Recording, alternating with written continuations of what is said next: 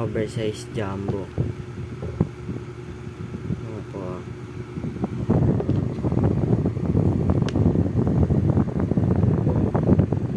ito po ba? Bukas natin. Ito, hanggang labas ko siya. Ganda oh. Mas bati lang. Ganda guys.